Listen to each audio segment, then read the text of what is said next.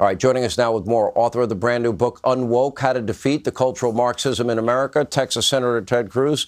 Before I get to your book, Senator, just, you hear what's going on in New York. You see this judge.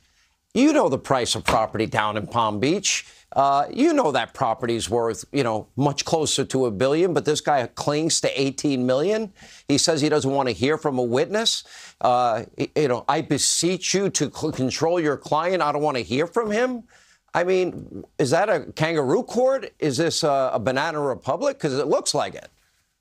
Sadly, that's exactly what it is. What Eric Trump was just saying about the unfairness of this proceeding is exactly right. Letitia James is a hardcore partisan. She campaigned saying, I'm going to get Donald Trump. I'm going to go after Donald Trump.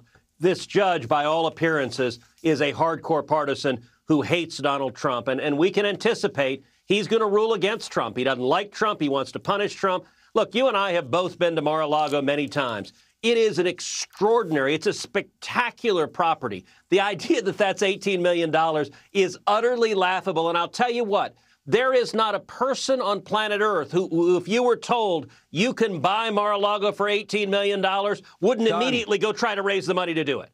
Like you could, it's insane. It's insane. Let me talk to you about something, because this is really very well relevant. Your new book, by the way, is phenomenal. It's called UNWOKE, How to Defeat Cultural Marxism Invading the U.S. You actually go through a history here about how communist revolutions begin with young people because they are naive.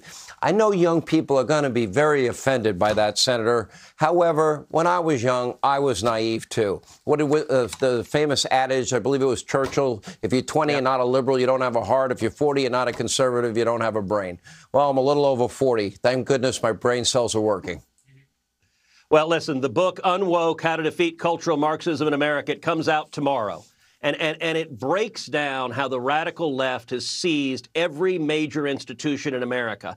And it starts off, as you just said, Marxists always target young people. It starts off telling the story of my dad, who was a guerrilla fighting along with Fidel Castro in Cuba. He was a revolutionary. He was 14 when he started. As my dad has said, the revolution were 14 and 15-year-old boys who didn't know any better. And that's true of communist revolutions all over the country, from the Soviet Union to China to Venezuela to North Korea.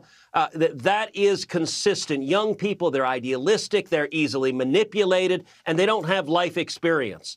And the opening chapter of the book is universities, the Wuhan lab of the woke virus. And universities are where this virus was created, where it mutated, and where it spread. And we look right now at what's happening, these anti-Semitic, rabidly anti-Israel protests on college campuses. People are asking, how did this happen? It is because the cultural Marxists have taken over the universities, and they are indoctrinating students. And this radical approach then spread from universities to K through 12 education. There's a chapter on K through 12, to journalism, to big business, to big tech, to entertainment, to science. And what this book lays out is a strategy, how we fight back, how we take our country back from the cultural Marxist. And Senator, I got to tell you, even though the book comes out, how do we take it back?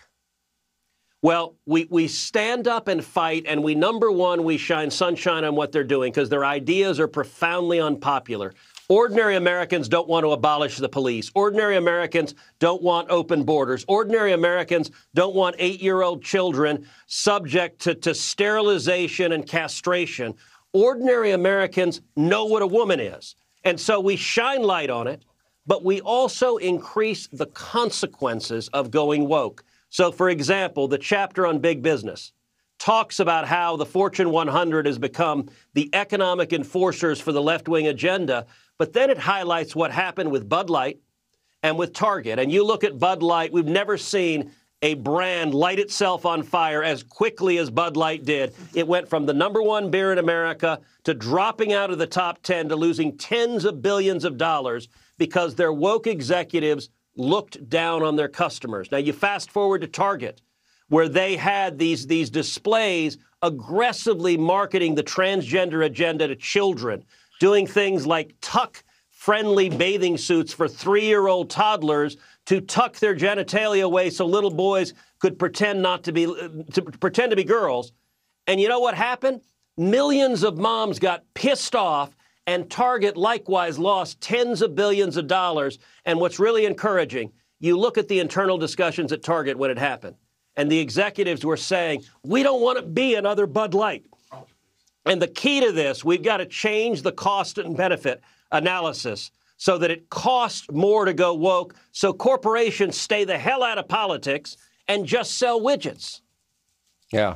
Well, Senator, the book is now out, Amazon.com. We have it up on my website, Hannity.com, UNWOKE, How to Defeat Cultural Marxism, bookstores all across the country.